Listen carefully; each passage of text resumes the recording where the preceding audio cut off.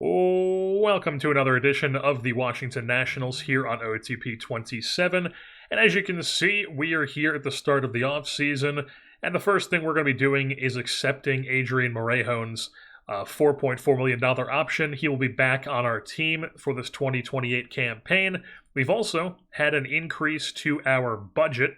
We now have if we take a look at the owner page here, our budget has now gone up to like $228 million, which is a significant raise from the past couple seasons. We had a huge raise last year, and if you remember, we had our dev budget and our scouting and our draft budgets, everything cranked up to like just absurd levels. So we've all dropped it back down to like the levels I would usually have it at.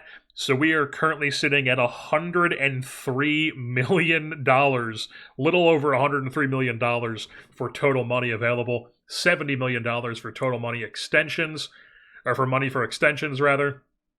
And we have the 29th payroll. So, you know, we've got some spending possibilities here. Some possible extensions going to be happening here this offseason.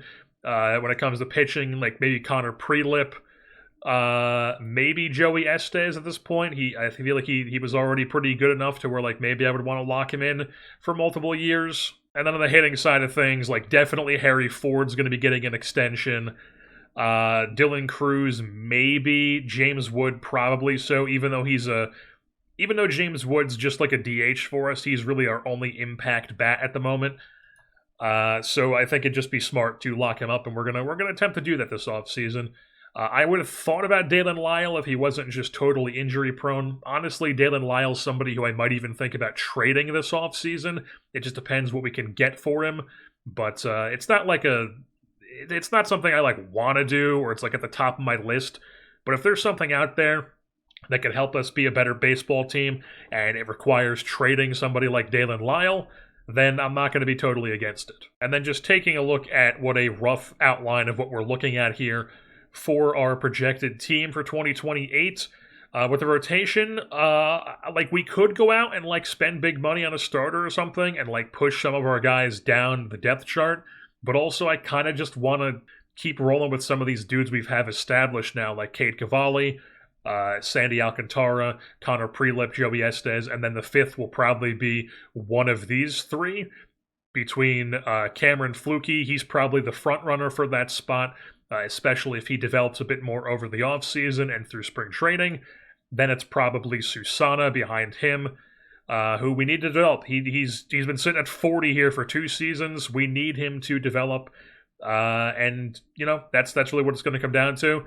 And then also Luis Perales is an option for that 5th starter spot because he expects to be the starter. He's still a decent-looking prospect and has no more option years. So even if he's not a starter, he's probably either trade bait or he ends up being like a long relief type guy for us again next season. And hopefully he's able to put together a better campaign than he did in 2027 and in 2026 because he just has not been good in the big leagues for us. But then as far as the bullpen guys go, Doval and Morejon will be back as like our main double-barrel high leverage guys. Doval as the right-hander, and then Adrian Morejon as the left-hander. And then that'll be Clayton Beeter, Keegan Akin, Luke Little as like the next tier of guys. Keegan Akin or Luke Little could end up replacing Morejon at some point if he gets hurt or something or he struggles. But we have some options here. We like these 3 guys as well between Beeter, Akin, and Luke Little. And then guys who could be on the team are like PJ Poulin, who still has options. He's like good enough against he's really good against lefties. He just kind of struggles against righties. He'd be a fantastic loogie. Unfortunately, loogies are no longer really a thing. So PJ Poulin, though, still has options. We'll keep him around. Cornelio here is somebody who will be on the team because he has options. And he's like a 45. He's a useful depth starter type pitcher. And then also Alex Clemmy, who we added to the 49 last season because he was Rule 5 eligible. And I just kind of like got ahead of myself really about... I was like, oh, I don't really know if they're going to take him or not. So we figured we would add him to the 40-man. And then he was in Double-A, tore things up as their closer. You can see he had a great season in Double-A. Lots of percentile rankings here that were great. and then just a really good ERA plus and FIP minus, and struck out a ton of guys down in Double-A with, what is our Double-A team again? The Harrisburg Senators. And then all these dudes who have none specified next to their name are probably guys who will not be back. Alvarado's an expiring contract. If we could bring him back on like a super cheap deal, like maybe, but also like I feel like we've got dudes who could take his place. Granillo had that one good season in 2026, but then was horrible last year in AAA and in the big leagues, and I just doubt he's going to be back. Brad Lord, same sort of thing with him. I doubt he'll be back for us next season. Zach Maxwell, unfortunately, is down to a 40 potential and just really hasn't developed as much as we would have liked to have seen when we traded for him from the Cincinnati Reds. And yeah, so he's looking like he's on his way out as well. Josh Fleming is interesting to me just because he's a lefty. He's got that ground ball pitcher. He's got that high home runs allowed with the control. The BABIP is kind of worrisome, but he's got like really good personality. He could be a guy that we might just keep around as like depth. Who knows? So we'll put him in the long relief role just because I like his profile. Like, is it crazy for me to be like, oh, this is actually kind of intriguing? Maybe, but I do. I like it. And then the bats are really, really what we need to improve this here off season. And there's like not really too many spots open because we're still relying on guys who we want to take that next step. Like Tolia is a good. He's a good stopgap for us at first base because we have Ethan Petrie coming up the pipeline here. He was in Double-A for us this past season. He's probably going to be our first baseman at some point in the next season or two. So just basically until Petrie's ready, hopefully until he's ready, then we have Mr. Michael Tolia playing first base for us. Until then, coming off his 28 home run season here. And he was a decent player, so he'll probably get that spot again. Dylan Cruz is going to be getting time against both sides. I feel like he's proven it enough to a point where he can play against righties and against lefties, so he's going to be our full-time left fielder this year, and hope he can take another step now that he's getting the job in left field. So he's going to be in left. Harry Ford has obviously solidified himself as our catcher. He will be extended. James Wood is our DH, obviously. Brady House, we're hoping that he can solidify himself as a third baseman, playing both ways against righties and lefties this upcoming season. He had some good July, August months, and then he fell off towards the end of the season in September. But July and August, he proved that he could hit against both sides, and I feel like we should give him a chance because we need guys like these to actually develop, and we're relying on guys like that to actually take the next step, and I don't want to push them off their spots and like not give them a chance in favor of bringing in like a super expensive veteran or something. I just want to see if these guys can develop. So there's really not too many open spots, I feel like. Like Seaver King, I just don't think is really going to be a starter for us at any point. Maybe he could be, but I feel like his ceiling is super utility guy. So that's why I have him as like the main backup infielder. That's probably what we're looking at. Nunez is going to be our shortstop probably because I just don't think we're going to be able to get another guy in there until Eli Willits comes up as our shortstop. So he's probably like the stopgap glove first shortstop until then. And then Alcantara, another guy we're trying to rely on him developing and actually taking that step to being a major league player. But if he doesn't do that, then we've got James Outman. We could do that Outman-Lasco platoon. We could give Lasco a shot in center field because he was pretty good for us. He was actually platooning in center field with Outman. So he was playing center against lefties, so we could do something like that. We still have Jay Allen around in the organization. He's got options as well. Robert Hassel's not a center fielder, but he's still around, coming off a horrible AAA season for him. So, we have some options in center field, but we want Alcantara to develop himself. So, like, we can't really move. I mean, I guess we can move some of these guys off these spots, but I want to see if House, Cruz, Alcantara can, like, really establish themselves in those positions. And really the only spot that's really open for me, in my eyes, is second base. So if we can go out there and pick up a guy who can be like a true masher for us, like maybe hit third, maybe hit fourth, just this 3, 4, 5 section is subject to change. Just somebody who can hit in the middle of the order here as our second baseman, that would be ideal. That's the big thing we're looking here for this offseason. And like I said, we've got the money to go out and spend and bring in a big name or bring in a quality player if we choose to do that, or maybe even a trade. Who knows? And then I know we went over some of these guys in the end of 2027 episode, but I do want to go over some of these more almost ready prospects and guys who we are looking at as interesting prospects here in the organization. Starting things off in AAA with a couple pitchers, we have Alejandro Rosario, who we called up to AAA at the end of last season. He was good in AA, struggled in AAA, but he's still an interesting-looking pitcher. 25, almost 26 years old, so he's a bit older of a prospect, not really a prospect at this point, but is still an interesting player to have around. We also have somebody like Jackson Kent, who also got called up to AAA, was really good in AA last year, not good in AAA, gave up a ton of home runs. Hopefully he can clean that up. He's got that really good personality class. He's a lefty-lefty guy. Definitely interesting to have around. And then we also have Sandy Gaston, who is a Cuban right-hander, almost 26 years old, so a bit older. He's spent the last 2 years in AAA, both doing similar numbers both of those seasons. So I don't think he's ever going to be a starter, but he could be an interesting reliever for us if we promote him at some point. And then down in AA, we have Hunter Dietz, who was our third-round pick in 2026. He's coming off an okay season in AA. We'd like to see him develop a bit more. He'll probably be in AA again. Hopefully he can more solidify himself, get some of these potentials up, or some of these overalls up to match these potentials. He doesn't quite want to be in the big leagues yet, so that's good. He's got good leader, high work ethic as well, so we're hoping that he can take a step forward this season and possibly be in our rotation at some point here in the future. We also have Travis Sikora, who is somebody who is closer to the big leagues here. He's a ranked prospect. Coming off a very, very good season in AA, a 4-win season, almost 4.5 wins. Really good, 129 ERA plus and a 71 FIP minus. Doesn't walk anybody, struck out a ton of guys. Just crazy percentile rankings. Not with the breaking ball, but that's mainly, I guess his splitter, their slider wasn't that great this year. But lots of good blue and teal on this list here in the percentile rankings, and then just overall looking like a good player. So we're keeping an eye on him. We're excited about him. I already mentioned Ethan Petrie a bit. He's probably our first baseman of the future. That's the way we're looking at him. We want him to be our big bopper in the middle of the order playing first base for us. And I don't know if that's going to be a thing this upcoming season, but maybe the season after that, maybe halfway through this season. Well, it all depends on how fast he can develop for us, but he's coming off a good season in AA, where he hit a decent amount of home runs, had a good WRC plus, had some good percentile rankings. We're confident that he's going to be able to develop for us.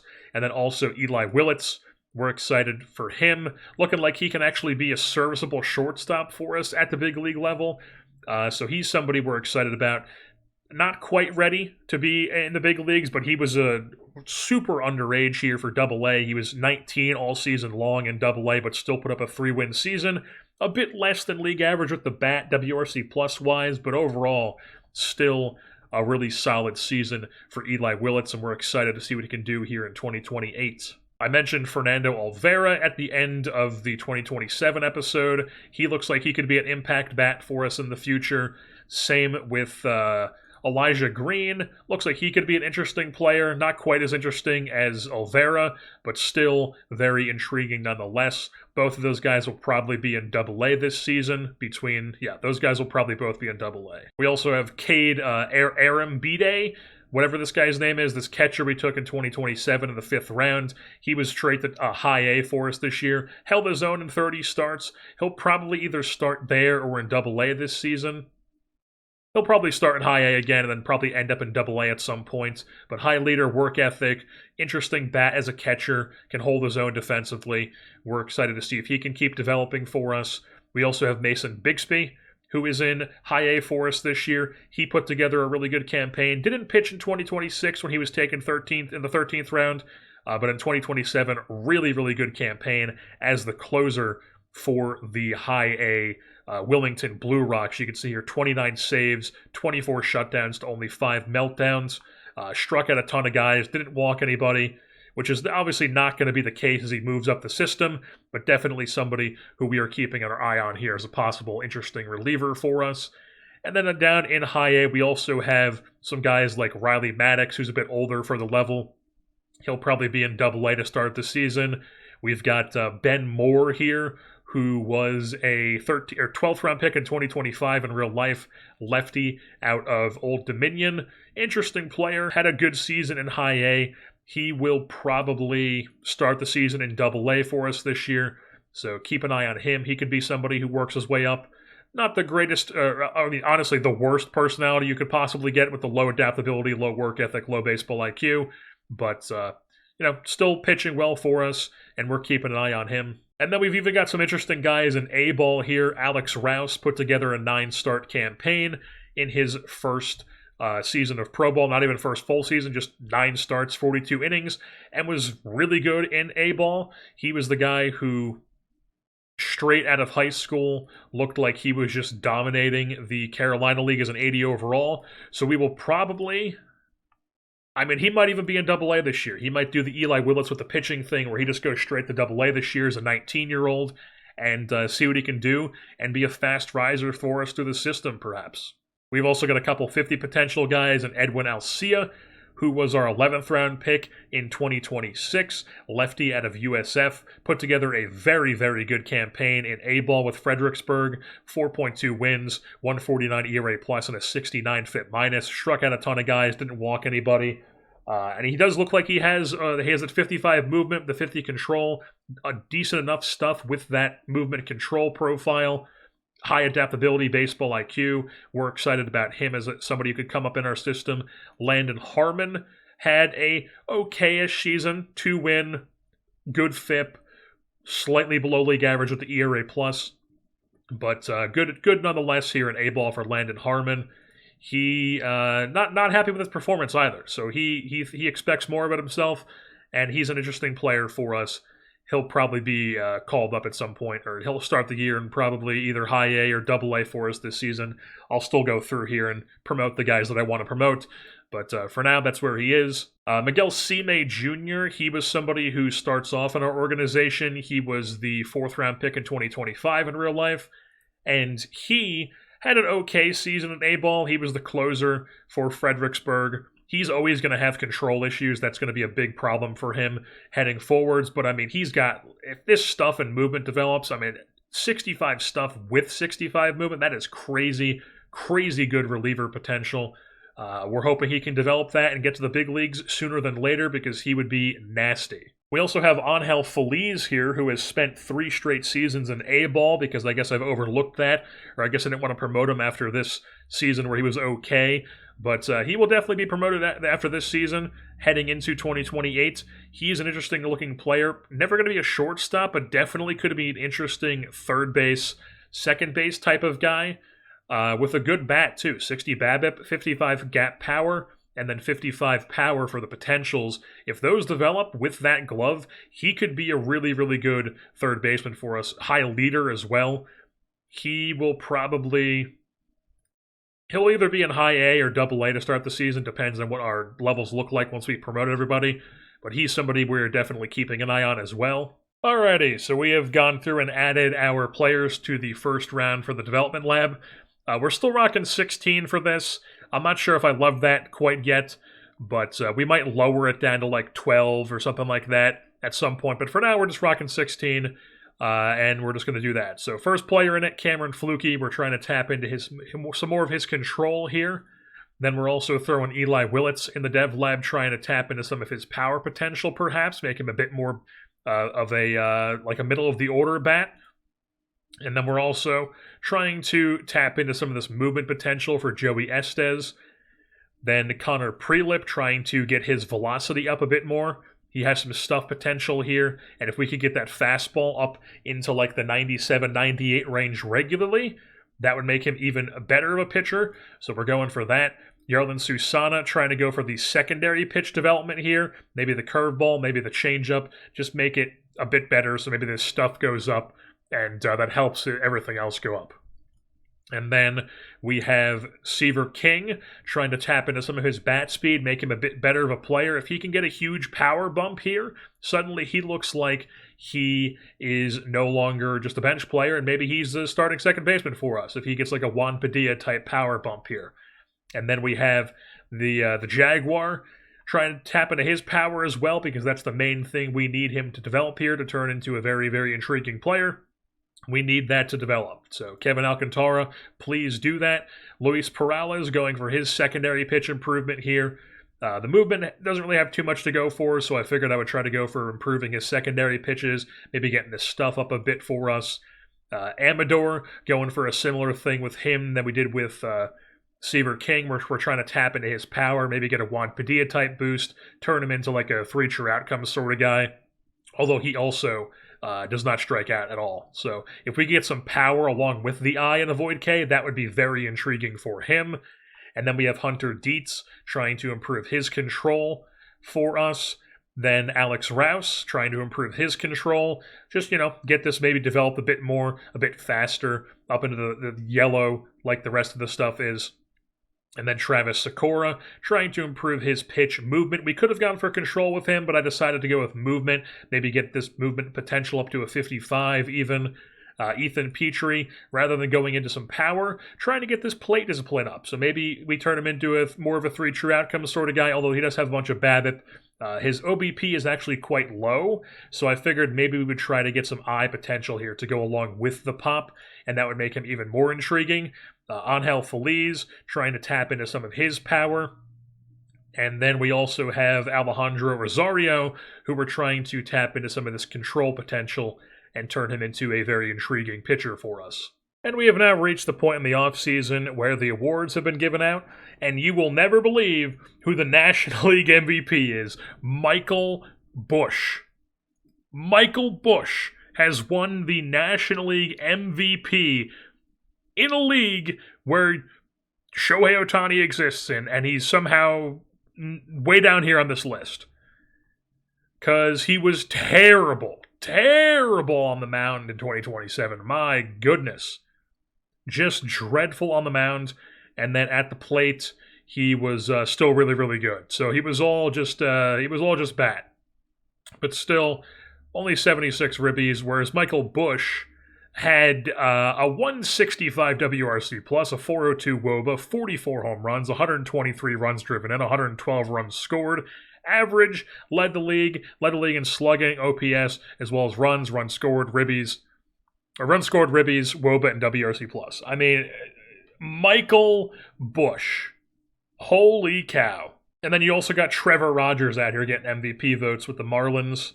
Harry Ford getting MVP votes. Love to see that. And then over on the American League side of things, Cal Raleigh has once again won an MVP. That's back-to-back for him, 26 and 27, as he puts up another exactly 6.7 WAR season with a 140 WRC plus and elite defense with the Seattle Mariners, who I believe won the West Division once again. And then following him, second place, runner-up, Gunnar Henderson. Definitely do not look up his high school. The National League Cy Young this season belongs to Yoshinobu Yamamoto. I guess he did not win that last year. I'm pretty sure he had a really good season. Yeah, he had a 5.5 win season last year, but did not win the Cy Young this season. This season he does get it done, so he gets the Cy Young. Runner-up was Christopher Sanchez. Trevor Rogers finishes third. Over in the American League, it's the new member of the Tampa Bay Rays, Tarek Skubal, and then number 2 behind him is his teammate Shane McClanahan here for the American League Cy Young. Tarek Skubal signed a big deal with them last offseason, $51 million flat AAV for multi-seasons. For 6 seasons, it looks like. Yeah, 6 years. 6 years, $306 million. And then Shane McClanahan put together a 5.2 win season behind him as the Rays. What did they do this year? They were the worst team in the AL East with the guys who were number 1 and number 2 in the Cy Young race. They were the worst team in the American League East. The Rookie of the Year in the National League was Ryan Walschmidt, I believe from Kentucky. Yes, University of Kentucky. Big bat. He could actually be a difference maker for the Diamondbacks in real life this season if they call him up at some point. But in this one, it took him until 2027 to come up to the big leagues, and he looks really, really good. Wins Rookie of the Year. And then over in the American League side of things, it's Walker Jenkins, who came up with the Twins, gets the Rookie of the Year award. Rock Reggio behind him, Travis Bizona, and Kalen Culpepper are the rest of the award getter, the vote getters for the National League Rookie of the Year. Have a Gold Glover as Michael Toglia wins Gold Glove at first base, put together his 28 home run season, and he put up a 6 ZR at the first base position, only 2 errors, and that's enough for him to get a Gold Glove in the 2027 campaign. And then the reliever of the year in each division or each league was Thomas White of the Marlins. In the National League, Emilio Pagan and Devin Williams behind him.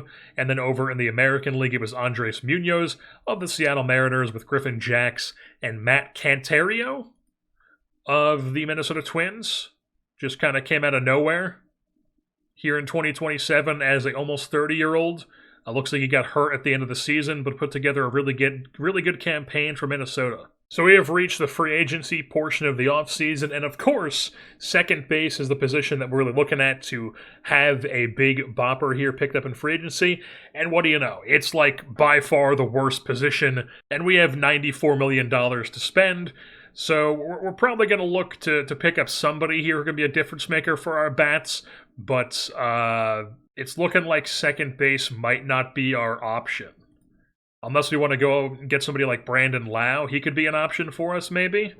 Pick up Brandon Lau. Looks like he did not play in 2027. He rejected their QO, and then he just spent all of 2027 as a free agent. Oh, I guess I could have just picked this guy up at any point. The other one that seems interesting to me would be doing something like maybe we sign Seiya Suzuki.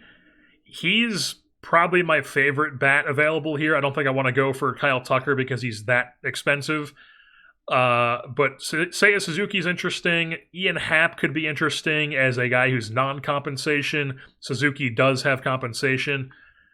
Alec Burleson is, he's just a total DH first baseman, which we don't have room for. So yeah, I'm thinking maybe we could sign Suzuki and then trade Dalen Lyle for like a second baseman or something, or we sign Suzuki and Brandon Lau, and then we trade Dalen Lyle for whatever needs to be filled in. The thing is, I don't want to give, say, Suzuki a 7-year contract, considering he's already 33 years old. Like, at most, I would do something like 4 years for him, and even that, like, 4th year, I'd prefer to be a team option.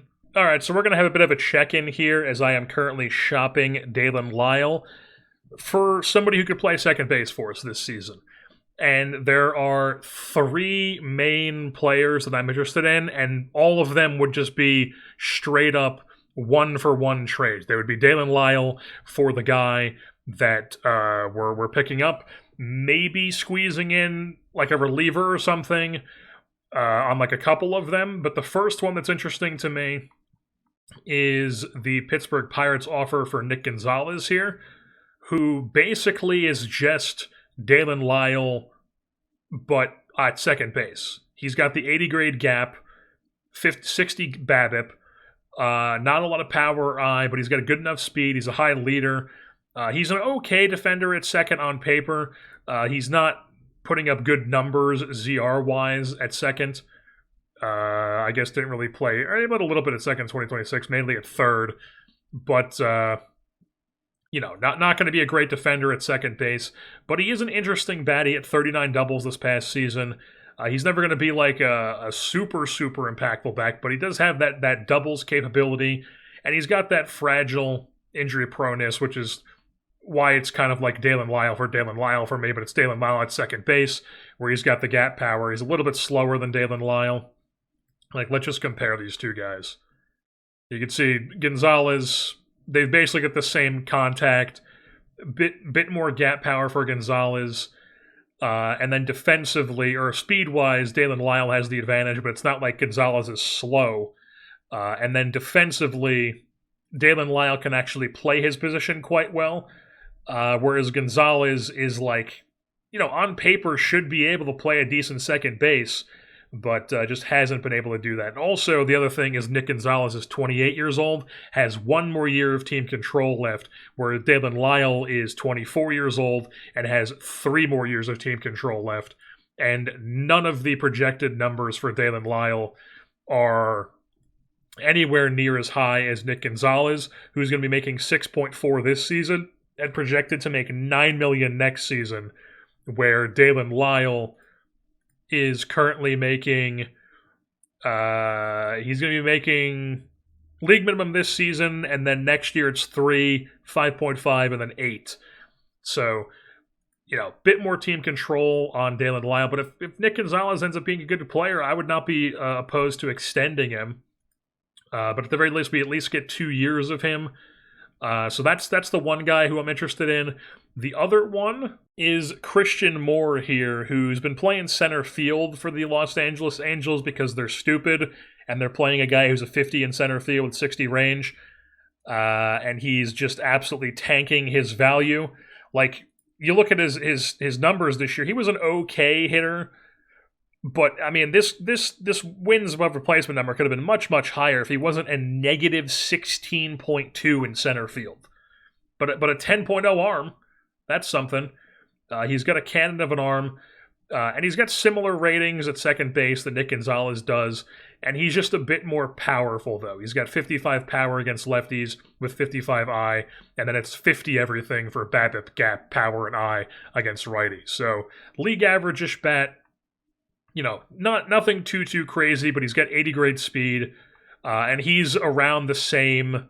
Yeah, he's basically on the same service time that Dalen Lyle is on, where he's got 3 more years of team control left, and he's 2.8 for next season. So he's on like the same sort of track as Dalen Lyle. He could be our second baseman this season. I would not be opposed to that. I think that could be a total possibility for us this year. We would hope that he is a bit better offensively, like he could just put up like around a league average bat, slightly above league average bat, maybe up the home runs a bit this season for us. That could be something that is in the cards for him. But Christian Moore is the other player we're interested in, and then the other one, it's a bit of a wild card choice here, is Javier Sanoa from the Marlins, who is just like an all-time does not strike out guy. He had 125 games, 418 plate appearances this past season, and had a sub-10 K percentage. Now, he doesn't walk. It's not like he gets on base a ton. We would hope that he is able to improve his, get on base ability, or just being able to get more BABIP. That's the thing about him, though, is it's all avoid K. None of it is BABIP, but he does have good 60 gap power. So he has the ability to get some doubles. If I traded him for a bit earlier, I would have probably thrown him in the dev lab and tried to get his BABIP up a bit. But he is intriguing because he can play everywhere. Second, third, short, left, center, right, all at a quality level.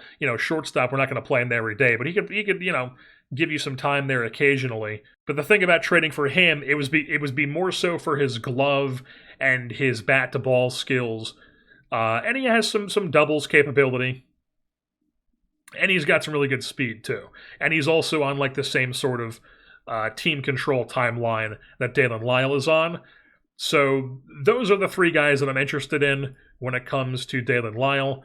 Who I like Dalen Lyle. It's not like I'm like desperate to trade him away, but I just think the most impact bat we can go after is Seiya Suzuki, and we are going after him. We are going to get him.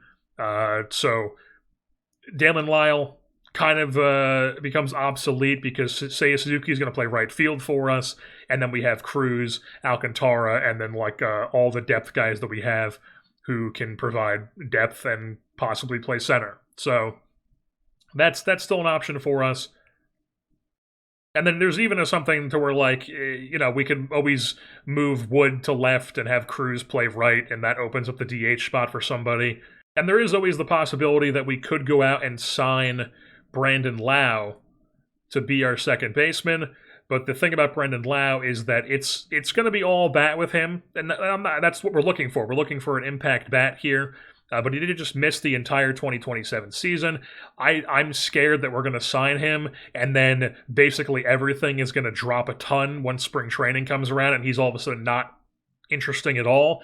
And he's already only 50 range at second base, and he put up a terrible ZR for, I mean, -3, it's whatever, for Pittsburgh in 2026. It's not good, but it's also not the worst it could be. That's basically what's stopping me from going after him, is I'm terrified that we're going to sign him, and then all of this is immediately going to drop down, and he's a 45, and this is no longer a 60, all of a sudden it's a 50, and this is a 45, and this is a 50, and it's just going to be a total disaster when we're relying on him to be a middle-of-the-order bat. And honestly, Suzuki is the most interesting bat to me, but his defense is terrible. I mean, he was a negative ZR in right field for Chicago last season. He's only got 50 range. He's got some really good arm and error, but the range is definitely suspect.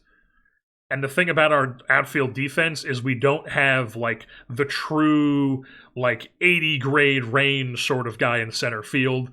So we can't, like, slack on the corners. We need guys who can play the corners. Plus, Nationals Park is a pretty big outfield, so you do need a decent amount of range out there. So, you know, if we have Alcantara in center, and then it's Dylan Cruz, who's already only a 55 in left, and then Dalen Lyle, or we would not have Dalen Lyle, but we have Suzuki, we can have some really bad outfield defense, and that could also make our pitching not as good because we have bad defense. So maybe Suzuki isn't the guy we go after. Maybe instead we go after somebody like Ian Happ, who is a similar age to, say, a Suzuki, and he's actually no compensation. So we could go after Ian Happ. He could play left field, maybe right field for us. Dylan Cruz would be in the other spot. That could be interesting. I'm open to that. Switch hitter Ian Happ, he could be top of the order for us. 1, 2, 3 in some variation could be Harry Ford, Ian Happ, James Wood. Or we could go after somebody like Cody Bellinger, who is a bit better defensively, but also, I guess he had a good season in left field for the Yankees last year. We would probably play him in right field.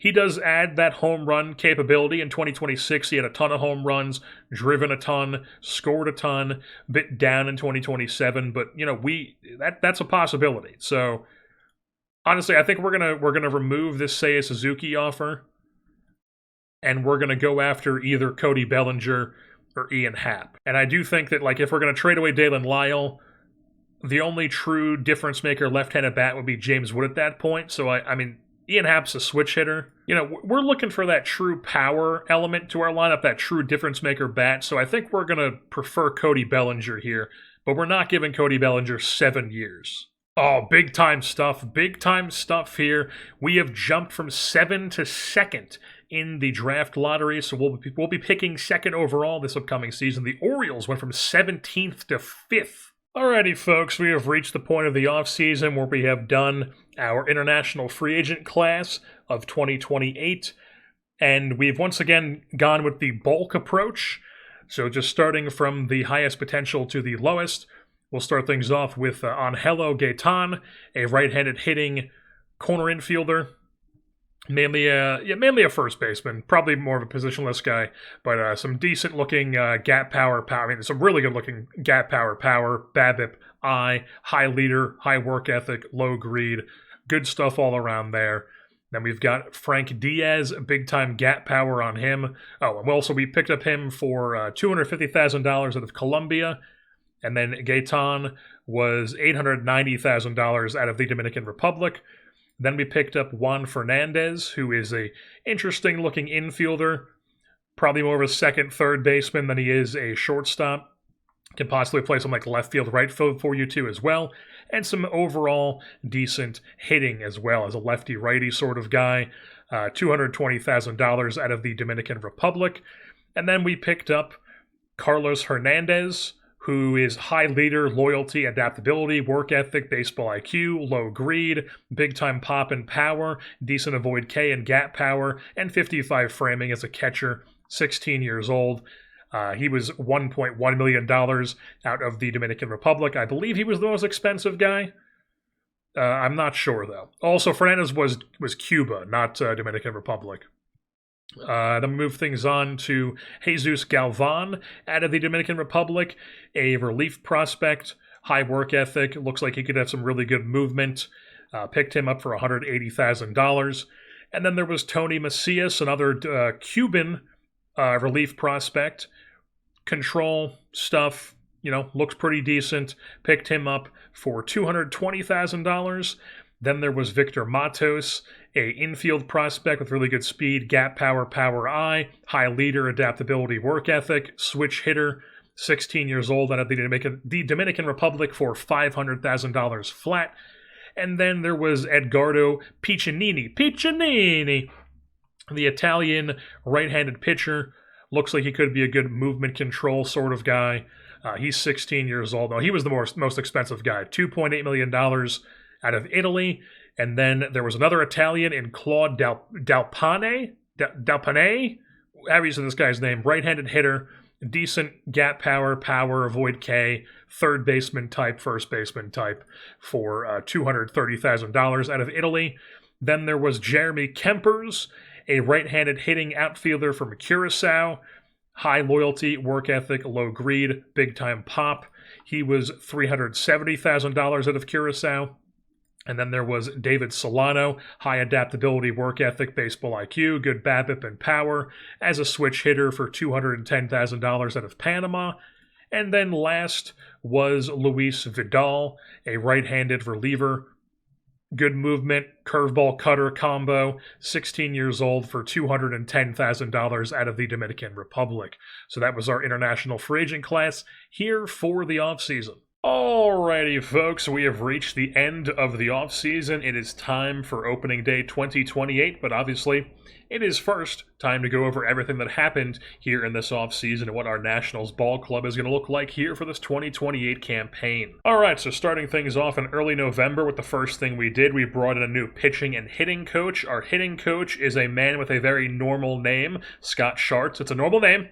Be mature. It's a normal name. There's nothing weird about it. But he's incredible at everything. Teaching, hitting, legendary. Aging, legendary. Mechanics, good. Development, legendary. He is our hitting coach. And then our pitching coach is Matthew Myers. Also very good at everything. Excellent at teaching, legendary aging, outstanding mechanics, legendary development. He's our pitching coach. And then we did a bunch of extensions this offseason. Some of them major, some of them just kind of buying out the rest of guys' arbitration years with like maybe one free agent year. The first one we did was Joey Estes. I guess this is in order of this is just an order of like when they signed, but this wasn't the first one we actually offered. But just starting in order from here, Joey Estes, a 7-year extension. He was bought out for all of his arbitration, and then I believe these 2 option years are both free agent years. So, if he ends up being a really good starting pitcher for us, we've got him for a very, very, very team-friendly deal here. At no point is it over $10 million. 8.5 is the highest it gets, and it's team option years for the two highest years, and it's his age 31 or 32 season, and they have cheap buyouts on them, so Joey Estes ideally is a good pitcher for us for all these seasons. And then we also extended Cade Cavalli. This is one of the buying out the rest of his arbitration he had this season and next season, so we just gave him a little bit less than what he was expected to get in arbitration. It's like $300,000 less than his arbitration estimates. And then we also extended James Outman. That was just buying out one more year of arbitration. Nasim Nunez, same with him. Dylan Cruz, though, we gave him a 5-year extension, hoping that he can build upon his first promising season of 2027. It's nothing too crazy. It's basically buying out 3 years of team control and then 2 years of free agency where they once again are both team options at $13.5 million each. If he's terrible and ends up not taking that next step, then we can just buy him out and we don't have to deal with this. We'll have to only pay $2 million, or we could trade him because it is a tradable deal. But if he does end up being a solid player for us here, now that he's playing every day, then this is going to be a bargain deal for a quality bat in a corner outfield position. And then Keegan Akin, we extended him for 2 seasons, coming off a decent little cup of coffee, a little bit more than a cup of coffee, 23 1/3 innings pitched after winning I believe he won the Best Pitcher in AAA award. Reliever of the year. Yeah, reliever of the year in International League and AAA. So he comes up, gets his chance with us, and he is now on the road to being a Jersey-born channel legend, as we have him for a guaranteed one more season, and then a team option at $1.5 million for the next season as well. And then here we started getting into some more of the big-term extensions here. Connor Prelip, who has probably been our best pitcher the past couple, or definitely last season, the 3-win pitcher, putting together a really good campaign. And this offseason, he also had a really good development lab where he had an outstanding I think it was successfully completed training to increase his velocity. So Connor Prelip's actually throwing a bit harder this season. He's a fan favorite. Why not keep the guy around? He's a lefty. He's actually starting opening day for us. So Connor Prelip, we're excited to see what he can do for us now that we've got him extended for a very team-friendly deal through his age 32 season, with the final one being $10.5 million of a team option. And then we got the real extensions. We got 3 of them coming up here. James Wood. I don't usually like giving big deals to these DH types, but he's just the only difference maker bat we have right now. So I felt like we had to do it. And, as far as big time extensions goes, it's definitely bigger than I would like to give out. But, we had to do it because we waited a bit longer to extend him. So we did keep it under $30 million for the highest years, but he is making a hefty chunk of change, especially once he gets into his age 28 season here at 26.5, and then climbing all the way up to $28 million for the final 4 years of his deal. But this is still only through age 32, so shouldn't be that big of a deal. And then before we get into this Cameron Flukie deal, we'll talk about Harry Ford, who we extended for 8 years because we waited a bit on him, and we gave him the extension after a 5-win season rather than giving it to him before the 5-win season. He wanted to get paid like he just got a 5-win season, so he's quite expensive as well, but we did keep it at $25 million for the max for his final 4 years of this contract, the 8-year, $161 million extension. So, definitely pretty expensive. But nothing too crazy. He is a catcher, and catchers are a premium position. So if we're going to have one of the best catchers in the league, then you gotta pay for that, especially if you want to keep him around. And we're hoping that Harry Ford can continue to at least be like a 3-win player for us. I don't expect him to be a 5-win player every year, but if he's at least like a 3-win player, I will take that. And now on to the real stab sort of taking a shot in the dark here contract for Cameron Flukie. Do we care that he had a bad first impression in the big leagues through 11 starts? No, because we went and we extended him anyways. We were doing this for saying, hey, we're predicting that you're going to be an absolute stud starter, so we're going to lock you up through your age 32 season. We've got him at basically a little bit more than the league minimum. It's like $80,000 more than the league minimum for this 2 seasons, and then it's basically going along the lines of what he's projected to get in arbitration right now. And then at the absolute peak of this deal, it's his age 32 season at $10 million. So if he turns into the pitcher that we expect him to, this is an absolute bargain. So Cameron Flukie signed long-term to a 10-year, $54.7 million deal, and it's very, very team-friendly, so hopefully he turns into what we expect him to turn into, and this ends up being an absolute bargain of a deal for us. We also traded Jacob Young to the Seattle Mariners. There was only a couple teams that were interested, and it was basically just a dump to the Seattle Mariners for a reliever who's just depth for us, a lefty who's down in AAA at the moment, has some decent pitches, fastball, curveball, changeup mix, 55 stuff, 50 movement, 45 control, coming off 2 solid seasons with Tacoma, and now he's just right back down in AAA, but this time in the International League with the Rochester Red Wings. And then moving things on to the free agency portion of the offseason, where we actually picked up a couple players. The first one was Matt Brash, who we brought in on a 2-year deal for $3 million total. It is a first year at $1.5 million guaranteed, and then a team option for $1.5 million.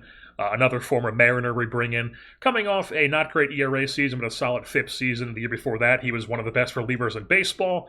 And then just overall, Matt Brash, nasty stuff in real life, and he's got nasty stuff in this with some good home runs allowed, that fastball-slider combo, and we're expecting him to be quite a good pitcher for us here this season. He's in our bullpen, and we're hoping that he's going to be around for next season as well as a good pitcher.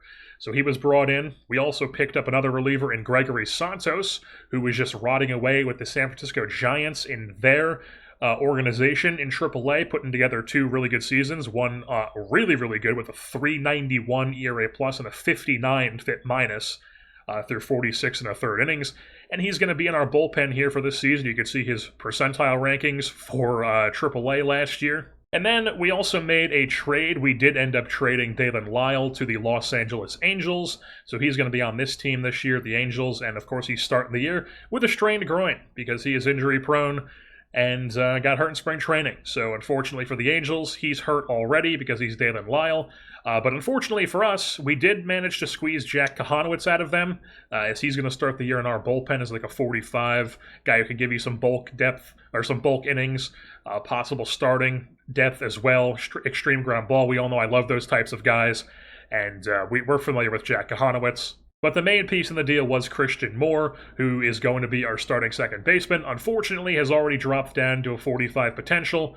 But he is going to be our starting second baseman, at least to start the season, and we're hoping that he's going to solidify himself as a decent player for us, and at least give us like a 2-win sort of player value at the position, just like a league average WRC plus is what I'm expecting. If he can give us a bit more than that, then good. That's going to be fantastic.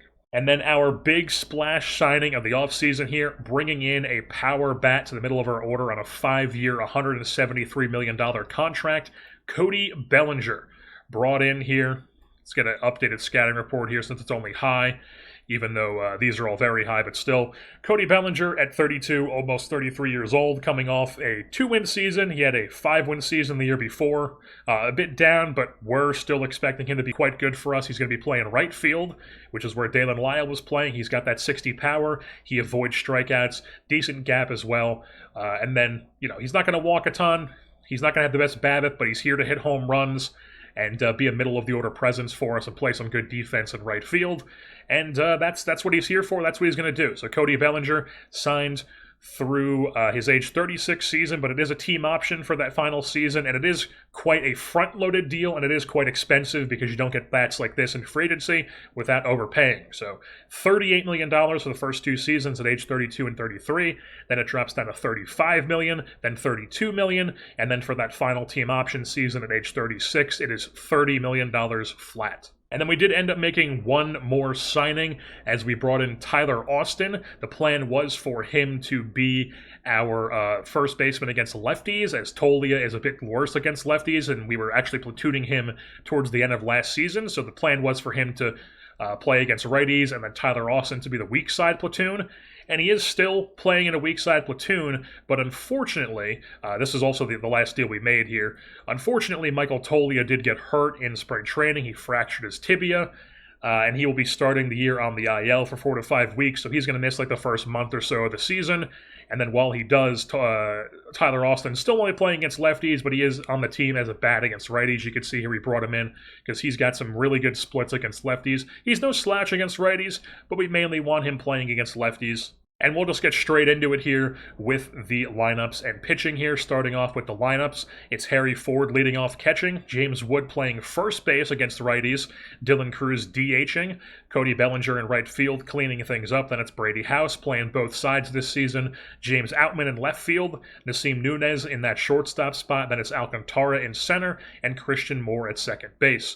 While against lefties, it's once again Ford, Wood DHing, Cruz in left, Bellinger in right, House, Tyler Austin at first base, then Nunez, Alcantara, and Moore once again. You can see here Ryan Lasco is on our bench as like the fourth outfield type guy. Seaver King is the backup infielder. Tyler Austin's on the bench against righties, and then against lefties it's Outman on the bench. And then Drew Milas is our backup catcher. And then on the pitching side of things, it's going to be Connor Prelip as our opening day starter. Then it's Cade Cavalli, Sandy Alcantara, Joey Estes, and Cameron Flukie does indeed start the season as our number 5 starter, the Egg Harbor Township man from Coastal Carolina, off his big extension here in the offseason.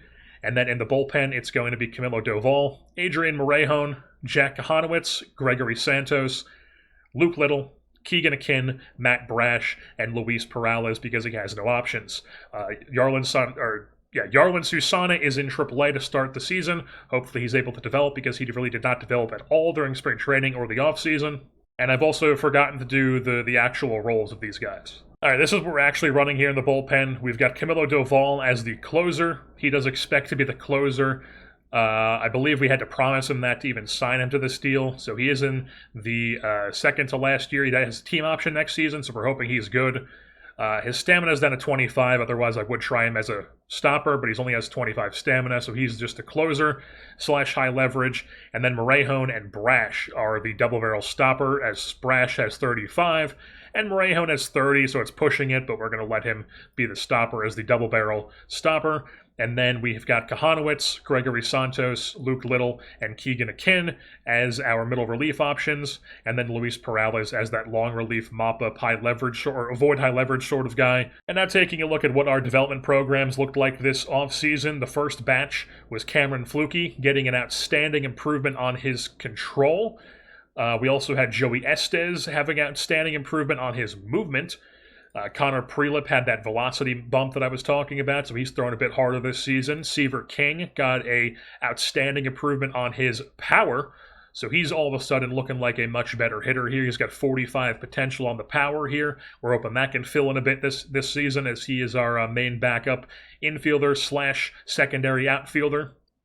And then we also had a successful improvement for Adel Amador's power. He's starting the year in AAA for us.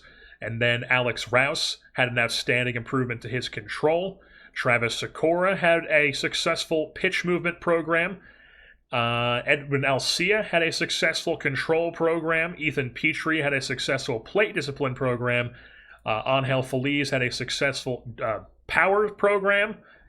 And then we move things on to the second set of dev labs, where we had a couple pours with Christian Moore's defense in the infield, Harry Ford's defense at catcher, and Adel Amador's infield defense, but unfortunately all of them were no noticeable changes. But we did have some successes as well. We have Gleyber Torres on one of those minor league, after 30 days he can opt for free agency deals as a possible second base option if Christian Moore just is truly dreadful. Like if he gets off to a Kevin Alcantara type start, we have Gleyber Torres down in the minor league as an option to call up. And also he got an outstanding improvement on his defense in the infield. Gavin Lux is also on the team as a possible option for that, as he also got a successful infield improvement to his defense. Kevin Alcantara had successful for the outfield defense. And then Angel Feliz had a successful infield defense. Everyone else had no improvement or was poor. And then quickly taking a look at the preseason predictions here for the 2028 campaign. The Toronto Blue Jays are projected to win the AL East division, with the Red Sox, Orioles, and Rays behind them, with the Yankees projected to be sub 500 and dead last. That's going to be a miserable season in the New York media market. The Central Division is the Twins projected to come out on top, with the Tigers behind them and everyone else under 500. The Astros projected to win the West at only 82 and 80. Very tight, mediocre division, with the Athletics, Mariners, and Rangers behind them. The Angels projected last place. And then over in the National League, it's the Braves projected to win the East, with the Mets, Marlins behind them, and then Phillies, and then Nationals, us projected to finish last. We're hoping to outplay that projection. In the Central Division, it's the Cubs, the Brewers, and the Cardinals, with the Reds and Pirates below 500. And then in the West, it's the Dodgers, Giants, and D-backs, with the Padres and Rockies projected 4th and 5th.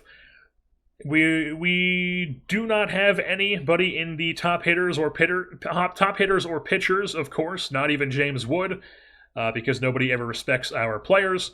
But we will carry on nonetheless, as we are ready here for the 2028 campaign, and we're hoping that it's going to be a potential wild card season.